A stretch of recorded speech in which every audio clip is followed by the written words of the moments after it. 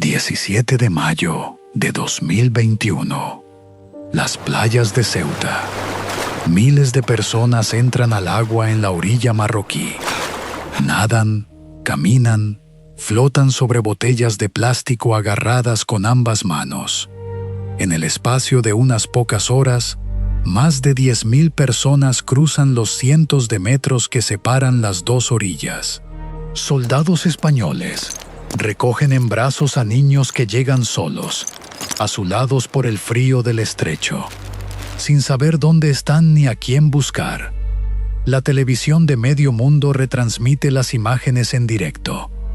Y en los despachos de Madrid, la pregunta no es qué está pasando, sino quién lo está permitiendo.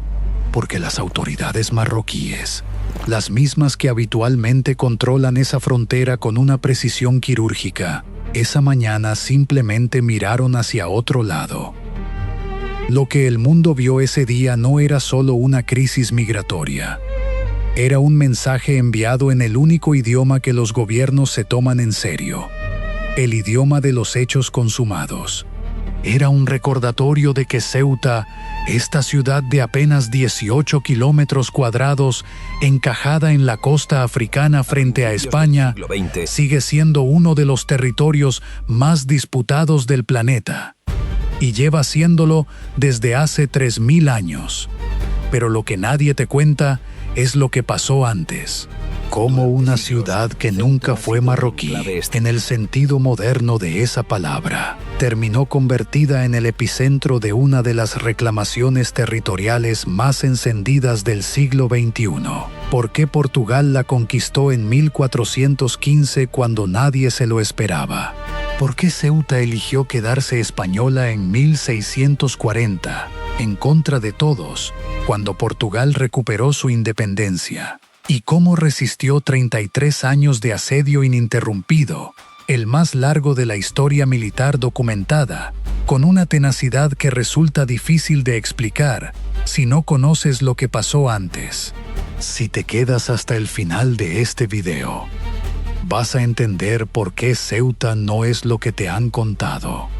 Ni un capricho colonial tardío ni una herencia accidental de tratados polvorientos, sino algo mucho más complejo, mucho más antiguo y mucho más fascinante. Suscríbete al canal si acabas de llegar. Esta clase de historia es exactamente lo que hacemos aquí, y no vas a querer perderte lo que viene. Empecemos por donde nadie empieza, por el lugar mismo. Hay un punto en el norte de África donde el mar se estrecha hasta 14 kilómetros. 14 kilómetros entre dos continentes. En los días claros, desde la costa marroquí, puedes ver la silueta de Europa con el ojo desnudo. Desde Europa puedes ver África. Ese angostamiento del mar donde el Atlántico y el Mediterráneo se tocan y se separan al mismo tiempo es el estrecho de Gibraltar. Y en la orilla africana, justo donde el estrecho comienza a abrirse hacia el Mediterráneo, hay una pequeña península de tierra que avanza hacia el mar como un puño cerrado. Esa península tiene una montaña de 200 metros de altura que se llama Monte Hacho. Durante siglos, navegantes y geógrafos del mundo antiguo la identificaron como una de las dos columnas de Hércules, el límite del mundo conocido. La otra columna estaba en Gibraltar, al otro lado, y la mitología griega explicaba que hasta ese punto llegaba la tierra habitada por los hombres. Más allá, el abismo. Ese detalle importa, porque explica por qué tantos pueblos distintos, durante tanto tiempo, se pelearon por controlar exactamente ese punto y ningún otro. Los restos más antiguos de presencia humana en la zona tienen una antigüedad de 250.000 años. Herramientas de sílex del Paleolítico. Hace 7.000 años, en el Neolítico, ya había asentamientos estables en la cueva de Bensú, que los arqueólogos han estudiado con detalle. Para ponerlo en perspectiva, cuando los primeros pobladores neolíticos habitaban lo que hoy es Ceuta, las pirámides de Giza todavía no se habían construido. El hombre lleva en ese punto del planeta tanto tiempo como en cualquier otro lugar del Mediterráneo. Pero la historia que realmente importa para entender el presente empieza en el siglo IX a.C., cuando los fenicios llegaron. Los fenicios eran navegantes procedentes del actual Líbano, los mejores marineros del Mediterráneo antiguo, y entendieron antes que nadie el valor de controlar el paso entre el Atlántico y el Mediterráneo. En el siglo VII a.C. ya tenían un asentamiento comercial en lo que hoy es Ceuta. Hoy pueden verse restos de esa presencia junto a la catedral de la ciudad. Luego llegaron los cartagineses, herederos directos del mundo fenicio y potencia comercial del Mediterráneo occidental durante siglos. Luego llegó Roma. Los romanos anexionaron el territorio de forma definitiva en el año 42 de nuestra era y le dieron a la ciudad un nombre que revela perfectamente cómo la veían. La llamaron Septem Fratres, los 7 hermanos, por las 7 colinas que rodean la bahía principal. Era parte de lo que Roma llamó Hispania Transfretana, la Hispania de más allá del estrecho. Ese nombre lo dice todo. Para Roma, este trozo de África no era África, era Hispania, una extensión natural de la península ibérica, separada por un brazo de mar tan angosto que apenas contaba como frontera. Esa lectura geográfica, la idea de que la costa norte de África frente al estrecho forma parte del mismo mundo que la costa sur de la península ibérica, es la que ha guiado la política española sobre Ceuta durante siglos. Después de los romanos, los vándalos en el año 429, los bizantinos en el 534, cuando el emperador Justiniano I incorporó la ciudad a su red de bases militares en el Mediterráneo occidental, los visigodos, que la recuperaron en el 615. La ciudad cambió de manos varias veces en el espacio de pocos siglos, pero siempre dentro del mismo sistema de poderes que se reclamaban herederos de Roma. Nunca, hasta el siglo VIII, formó parte de ningún poder nacido en el interior de África. Ahora viene la parte que cambia todo. Bona. El año 709. El gobernador de Ceuta se llama Julián. No sabemos con certeza si ese era su nombre real, ni si era visigodo, romano, griego o bereber. Sobre Julián se han escrito cientos de páginas y las fuentes contradicen a las fuentes. Lo que sí sabemos con certeza es lo que hizo.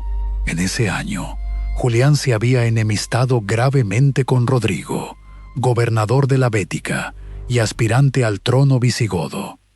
Las razones exactas forman parte de la bruma de la historia, mezcladas con leyendas que involucran deshonras familiares y agravios personales.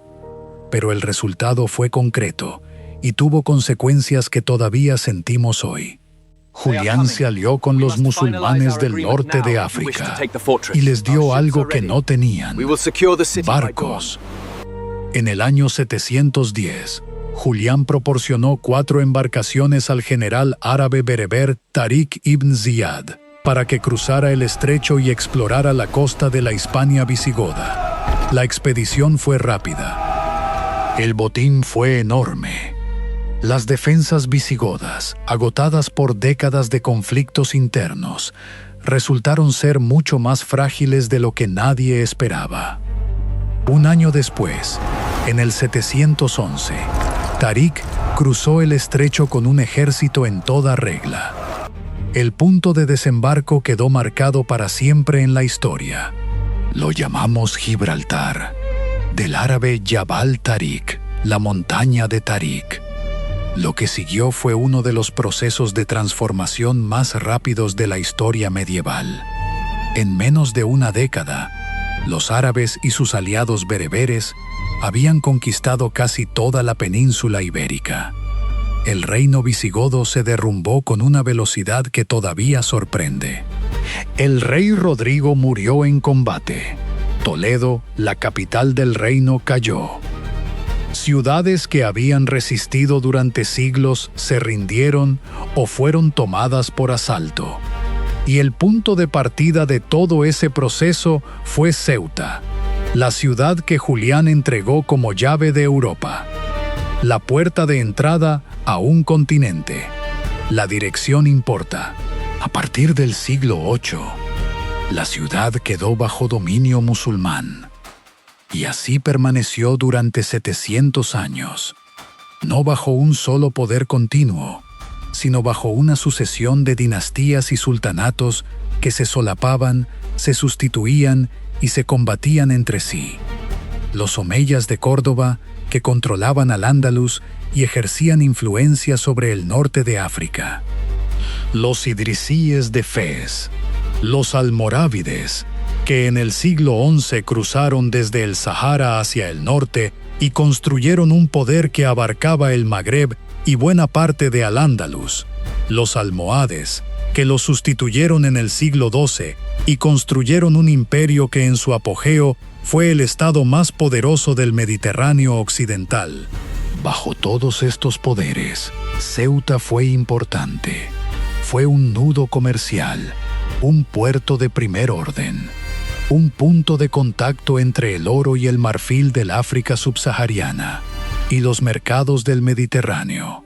Ibn Battuta, el gran viajero árabe del siglo XIV, nació en Tánger y conocía bien esta costa. La ciudad que describe en sus escritos es rica, activa, cosmopolita, un lugar donde convivían comerciantes, soldados, estudiosos, piratas y peregrinos. Hoy los baños árabes medievales de Ceuta siguen en pie, los únicos hammam de este tipo conservados en la ciudad, como testigos de esos siglos de vida urbana intensa. Pero el dato que importa para entender el debate actual es este. En todos esos siglos de dominio musulmán, Ceuta nunca fue el centro de ningún poder. Siempre fue la periferia, el punto de frontera, la ciudad que los grandes sultanatos controlaban por su posición estratégica, no por su valor intrínseco. Y ninguno de esos sultanatos era Marruecos. El Estado marroquí, como entidad política reconocible, no existe antes del siglo XX.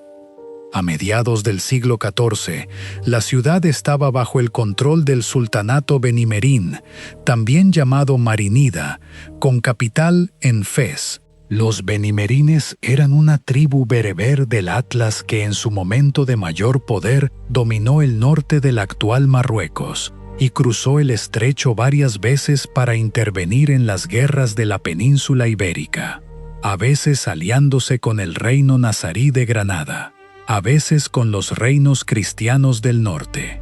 Fueron ellos los que perdieron Ceuta ante Portugal en 1415. Que un sultanato bereber con capital en Fez sea el precursor histórico de las reclamaciones del Marruecos moderno es, cuanto menos, una simplificación que los historiadores discuten.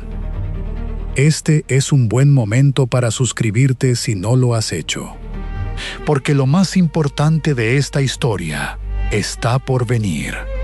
El reino de Portugal, en 1415, era un estado joven, pequeño, con una costa larga que miraba hacia el Atlántico, y sin saber del todo qué hacer con esa posición. Había terminado su reconquista interna en 1249, 2 siglos antes que Castilla. La nobleza joven que había crecido combatiendo no tenía guerras internas donde seguir demostrando su valor. El rey Juan I necesitaba una campaña que unificara al reino y demostrara su poder hacia afuera. Y había razones concretas para mirar hacia Ceuta. La primera era militar. Desde Ceuta, piratas norteafricanos Atacaban las costas del Algarve con una regularidad que hacía la vida del litoral portugués insoportable. Tomar la ciudad era eliminar la base de esas operaciones. La segunda era comercial. Ceuta era uno de los puertos más activos del Mediterráneo occidental, nudo del comercio entre África subsahariana y Europa. Y Portugal quería participar directamente en esas rutas. La tercera era religiosa. En el siglo XV, la mentalidad de cruzada no era metáfora, era política. Tomar una ciudad musulmana para la fe cristiana era una acción que la Iglesia bendecía y los reyes usaban para legitimarse. Pero había también una cuarta razón, menos evidente y más transformadora. Había alguien en esa expedición que pensaba diferente. El infante Enrique, segundo hijo de Juan I. Tenía 21 años cuando zarpó con la flota hacia Ceuta. Era un hombre que leía mapas de una manera distinta a la de sus contemporáneos. No veía fronteras donde otros veían el borde del mundo. Veía posibilidades donde otros veían peligro. Para él, Ceuta no era el destino, era el punto de partida. El 3 de junio de 1415, Lisboa bullía de actividad. La mayor expedición militar de la historia portuguesa se preparaba en secreto total. Juan I había financiado la campaña mediante préstamos y contratos con armadores extranjeros, sin convocar a las cortes ni anunciar nuevos impuestos. El destino de la expedición permaneció en secreto hasta que la flota hizo escala en Lagos, en el extremo sur de Portugal. Solo entonces el rey reveló oficialmente a sus capitanes hacia dónde se dirigían. La flota que cruzó el estrecho en agosto de 1415 era enorme. Aproximadamente 200 barcos, con entre 45.000 hombres a bordo. Una fuerza militar de esa escala no tenía precedentes en la historia de la región. El desembarco fue el 21 de agosto. El infante Enrique fondeó sus naves en la ribera norte, mientras el grueso de la escuadra se dirigía a la bahía sur para dividir y despistar a los defensores. El asalto fue rápido, violento y decisivo. Al atardecer del mismo día, Juan Vaz de Almeda izó el pendón real en las murallas. Ceuta era portuguesa. El infante Enrique fue herido en los combates. Años después, desde esta misma ciudad que acababa de conquistar, organizaría las primeras expediciones para explorar la costa atlántica de África. Madeira, las Azores, el Cabo Verde, la Guinea Portuguesa. El largo camino hacia el sur que terminaría cuando Vasco de Gama doblara el Cabo de Buena Esperanza en 1498 y llegara a la India. Todo eso comenzó aquí, en Ceuta, en agosto de 1415. La conquista de Ceuta fue el primer acto de la expansión europea ultramarina. Muchos historiadores lo dicen exactamente así. Antes de que Colón llegara a América, antes de que Portugal llegara a Asia, Ceuta fue la primera ciudad fuera de Europa conquistada por una potencia cristiana en la era moderna. Y lo fue porque alguien había entendido lo que había que entender desde el principio: que quien controla el punto donde dos océanos se tocan, controla el flujo de riqueza entre dos mundos. En 1419, 4 años después de la conquista portuguesa, una coalición de tropas nazaríes de Granada y fuerzas benimerines intentó recuperar la ciudad. El infante Enrique cruzó personalmente el estrecho con la flota para defenderla. Los atacantes sufrieron más de 3.000 bajas en la península de Almina y tuvieron que retirarse. Ceuta resistió. Durante los siguientes 165 años, Portugal gobernó la ciudad. Construyó murallas, estableció un obispado, mandó guarniciones, y trató de convertir a Ceuta en una base viable para sus operaciones comerciales en el Mediterráneo. No fue un período de gloria económica particular. El comercio que los portugueses esperaban controlar tomó rutas que evitaban la ciudad. Las guarniciones eran caras, las epidemias eran frecuentes, pero Ceuta había adquirido un valor que no se medía en dinero. Era el símbolo visible de que Portugal podía proyectar poder más allá de sus propias fronteras. Nadie la abandonaría sin una razón de peso. La razón de peso llegó en 1578, desde el interior de Marruecos. El rey Sebastián I de Portugal era joven, sin herederos, y estaba convencido de que Dios le había encomendado personalmente la tarea de conquistar el Magreb para la fe cristiana. En agosto de 1578, el rey Sebastián murió en combate a los 24 años. De los 15.000 soldados portugueses que cruzaron a África, casi todos murieron. Fueron capturados o vendidos como esclavos. Un reino había enviado a lo mejor de su nobleza a morir en el desierto, y el rey de Portugal había muerto sin dejar hijos. El trono quedó vacante. Portugal entró en una crisis dinástica que tardó 2 años en resolverse. Y la resolución no vino de ningún candidato portugués. Felipe II de España era hijo de Isabel de Portugal, nieto del rey Manuel I. Tenía los derechos dinásticos más sólidos sobre el trono vacante, el ejército más poderoso de Europa y la paciencia de alguien que sabe que el tiempo juega a su favor.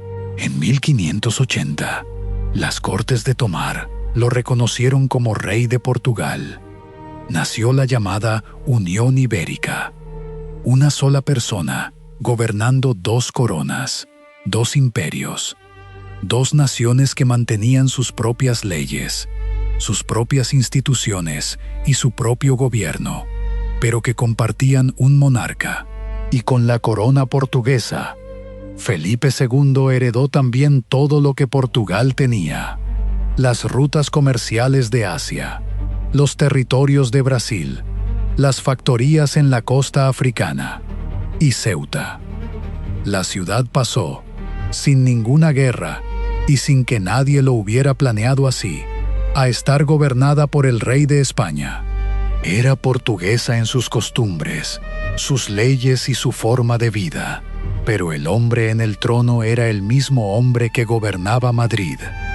Eso duró exactamente 60 años. El 1 de diciembre de 1640, un grupo de conspiradores portugueses asaltó el Palacio Real de Lisboa.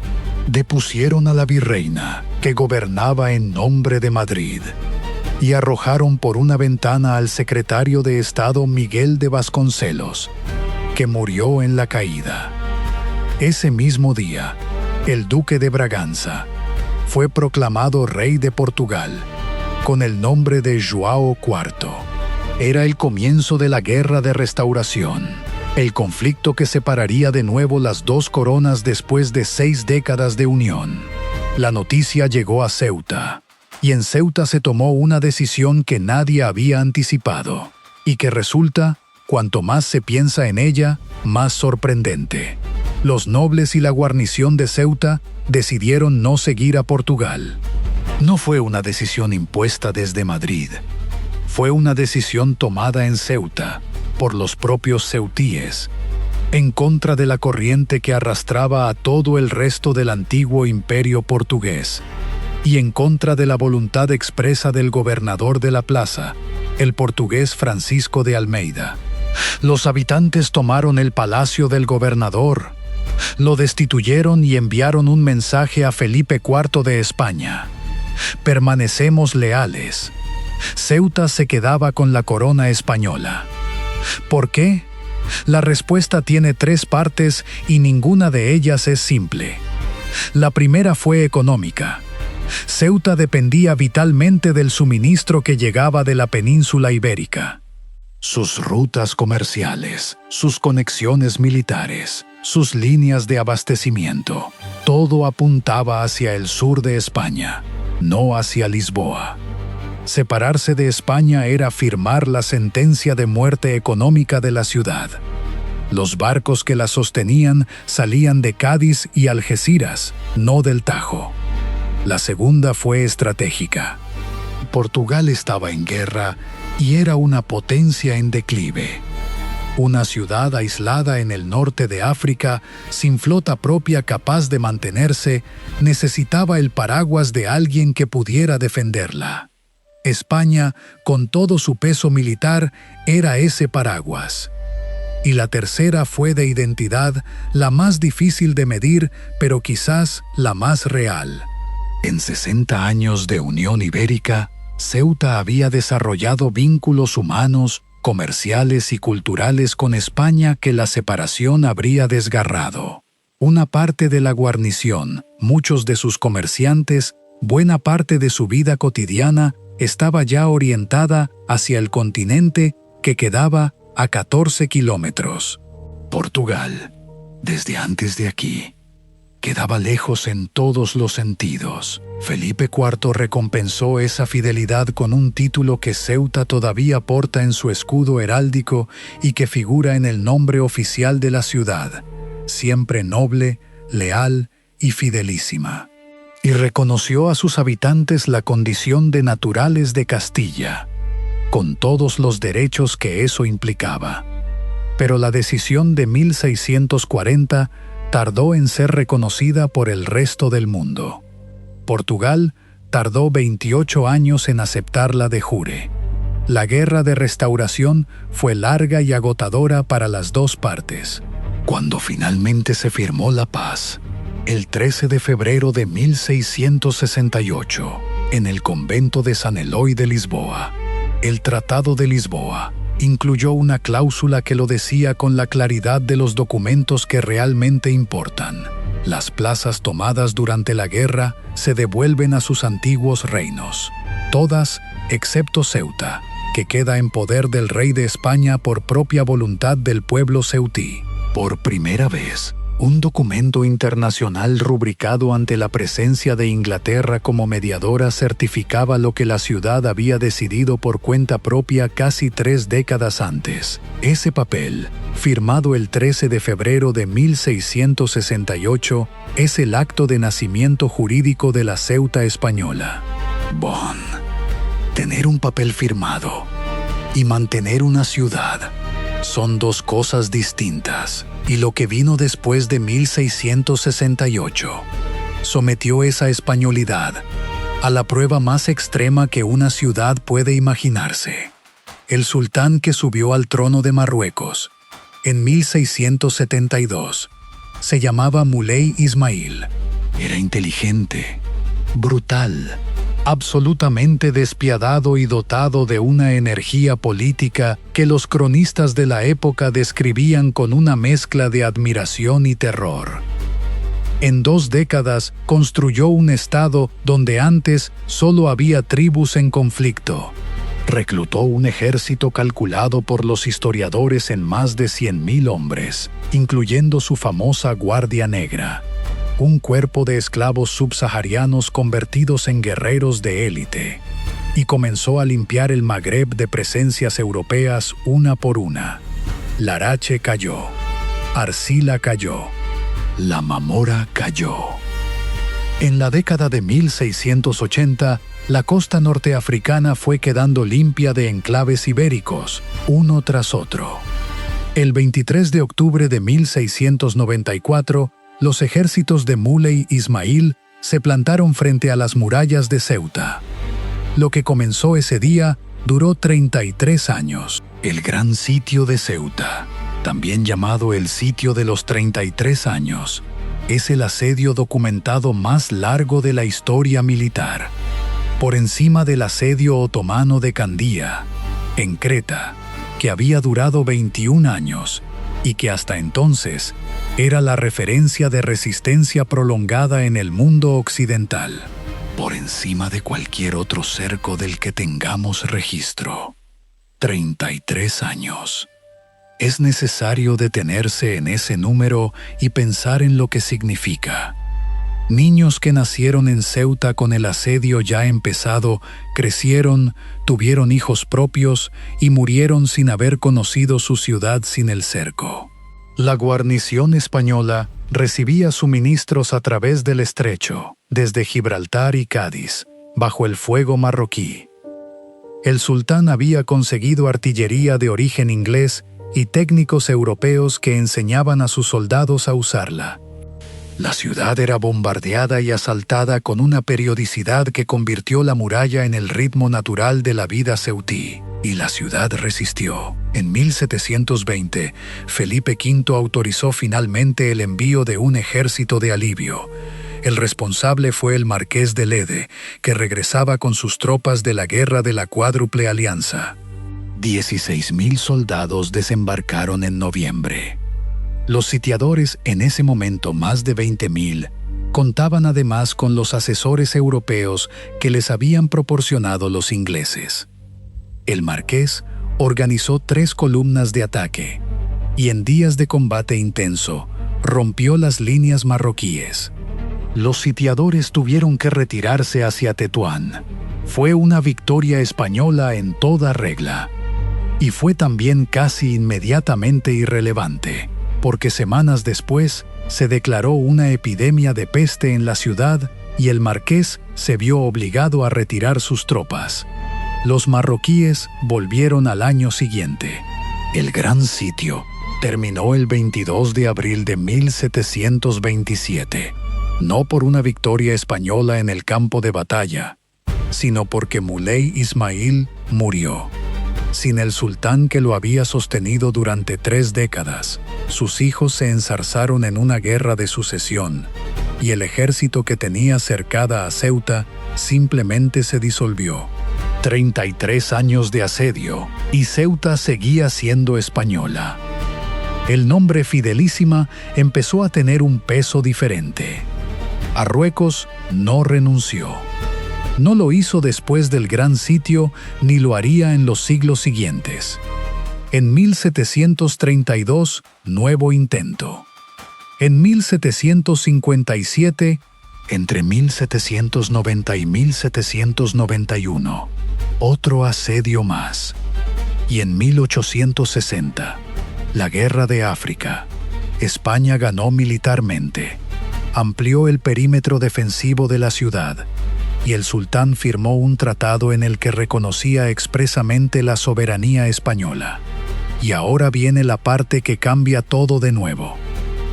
Conviene detenerse en un dato que es la clave de todo el debate contemporáneo, y que sin embargo rara vez se menciona con claridad. El Marruecos moderno, como Estado-nación con fronteras reconocidas internacionalmente, con un gobierno central, y con representación ante organismos internacionales, no existe antes del siglo XX. Marruecos obtuvo su independencia como Estado soberano en 1956, tras décadas de protectorado compartido entre España y Francia. España había tenido a Ceuta legalmente desde 1668. Eso significa que cuando Marruecos se convierte en un Estado independiente con capacidad para formular reclamaciones territoriales, España lleva casi 3 siglos administrando Ceuta. Para ponerlo en perspectiva, Ceuta llevaba ya 136 años siendo española cuando en 1776 un grupo de colonos de Filadelfia proclamaron la independencia de los Estados Unidos. La historia de la soberanía española sobre Ceuta es anterior a la independencia americana. Cuando en 1956 Francia y España reconocieron la independencia marroquí, el acuerdo de descolonización dejó explícitamente fuera de ese proceso a Ceuta y Melilla. No porque nadie se olvidara de incluirlas, sino porque, legal y diplomáticamente, no eran territorios coloniales. Eran provincias españolas con plena representación parlamentaria en Madrid, igual que Cádiz o Murcia. Marruecos aceptó ese marco en 1956. Su primera reclamación formal ante las Naciones Unidas no llegó hasta 1975, 19 años después de su independencia, en un momento en el que Rabat estaba movilizando a la comunidad internacional para su campaña sobre el Sáhara Occidental, y decidió ampliar el frente diplomático. El 27 de enero de 1975, el representante marroquí ante la ONU registró un documento ante el Comité de Descolonización reclamando Ceuta, Melilla y otras posesiones españolas en el norte de África. La ONU no lo aceptó. Las Naciones Unidas nunca incluyeron a Ceuta en su lista de territorios pendientes de descolonización. Una revisión publicada en la revista académica del International and Comparative Law Quarterly de la Universidad de Cambridge concluyó que la reclamación marroquí es jurídicamente débil. El argumento legal español descansa en dos pilares que resultan muy difíciles de refutar: que la soberanía fue establecida antes de que Marruecos existiera como Estado, y que los habitantes de la ciudad son ciudadanos españoles con plenos derechos constitucionales que en su inmensa mayoría no quieren cambiar de país. Marruecos equipara la situación con Gibraltar, la roca que Gran Bretaña controla desde 1704. Es una comparación con impacto político real, porque sitúa a España en la incómoda posición de reclamar Gibraltar a los británicos mientras defiende Ceuta frente a los marroquíes. Ambos casos implican soberanía europea sobre territorio geográficamente africano o ibérico según desde donde se mire. Las diferencias jurídicas e históricas son sustanciales. Pero en la política internacional, los argumentos jurídicos tienen menos peso que las narrativas, y Marruecos es un maestro de las narrativas. La estrategia marroquí actual no es militar. No lo ha sido desde el siglo XIX. Lo que Rabat ha construido durante décadas es una presión constante, multidimensional, que usa todos los instrumentos disponibles excepto la guerra abierta. La diplomacia en foros internacionales, la gestión de los flujos migratorios, las declaraciones de responsables políticos que hablan de recuperar los presidios, los vínculos económicos que Ceuta mantiene con su entorno marroquí, la política energética y la colaboración en materia de seguridad. Lo que ocurrió en mayo de 2021 fue el ejemplo más visible de esa estrategia en la memoria reciente. España había admitido en un hospital de La Rioja al líder del Frente Polisario, el movimiento que combate la soberanía marroquí sobre el Sáhara Occidental. Marruecos lo interpretó como una toma de posición hostil y respondió haciendo lo único que podía hacer sin cruzar la línea de la guerra. Abrió la frontera de Ceuta. 10.000 personas en cuestión de horas. La mayoría volvió a cruzar hacia Marruecos en las siguientes horas, porque no habían ido a quedarse, sino a demostrar que podían llegar cuando sus autoridades lo decidieran. La crisis fue esencialmente geopolítica. El instrumento fueron las personas. El mensaje era tan claro que no necesitaba traducción. Desde entonces la tensión no ha remitido.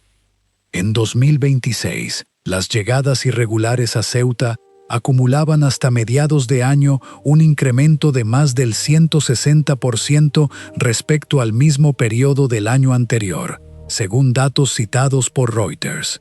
La presión sobre una ciudad de 84.000 habitantes es real y visible. Y Marruecos sabe con exactitud qué resortes está accionando. Dentro de Marruecos, la narrativa oficial llama a Ceuta Septa, su nombre en árabe Darija, y la presenta como un territorio ocupado. El presidente del Senado marroquí declaró en 2023 estar confiado en recuperar Ceuta y Melilla mediante negociaciones. Sectores del pensamiento estratégico marroquí hablan de que una vez cerrado el expediente del Sáhara, la generación siguiente abordará el de las ciudades autónomas. Son declaraciones políticas, no planes militares, pero tampoco son irrelevantes. En 1995, la Ley Orgánica 1 de 1995 convirtió a Ceuta en ciudad autónoma de España, con sus propias instituciones de gobierno, su asamblea legislativa y su presidente, integrada plenamente en la Constitución española y en el derecho europeo. Ceuta tiene hoy una comunidad musulmana que representa alrededor del 40% de su población, con vínculos familiares y comerciales que cruzan la frontera en ambos sentidos. Es una ciudad donde se habla español y darija, donde conviven 4 religiones, donde el mercado del centro vende especias del Rif y el café tiene nombre en árabe.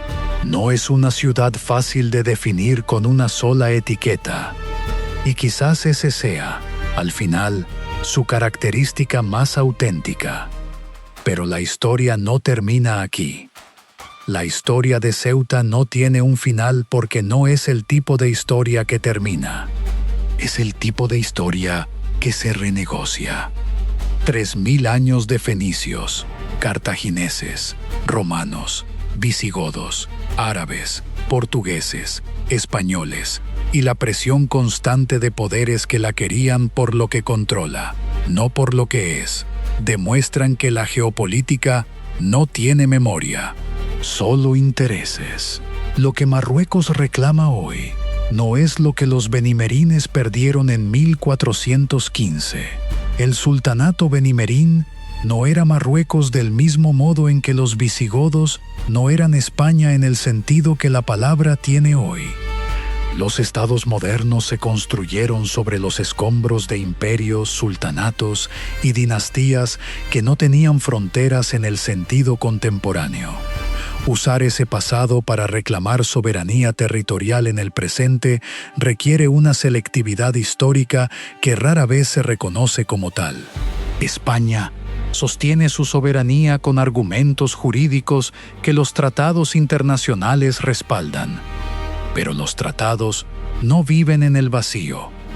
Viven en las decisiones de cada gobierno, en la voluntad de los ciudadanos, en la capacidad de sostener lo que se declara propio.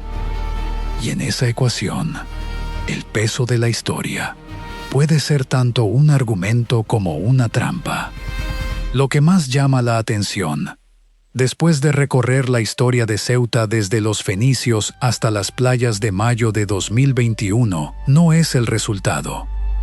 Es la persistencia de la ciudad, la persistencia de sus habitantes para quedarse cuando era más fácil irse, para resistir cuando era más razonable ceder, para elegir cada vez que la historia les ponía delante una elección que nadie más iba a hacer por ellos.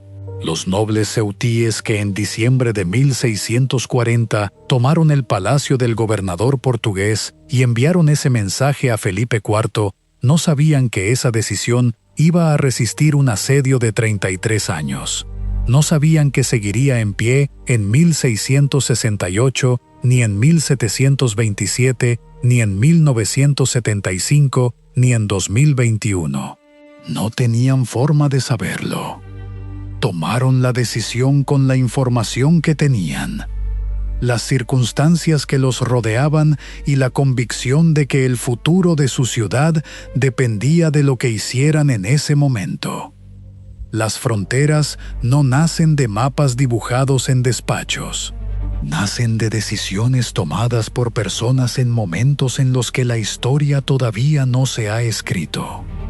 Los que las toman no saben que están protagonizando algo que durará siglos. Lo hacen de todas formas. Eso quizás sea lo más parecido a lo que entendemos por historia real. Si este video te aportó algo, si entendiste hoy algo que no entendías antes, o viste este rincón del mundo desde un ángulo que no conocías, suscríbete al canal y activa la campana para no perderte los próximos documentales. Seguimos recorriendo la historia del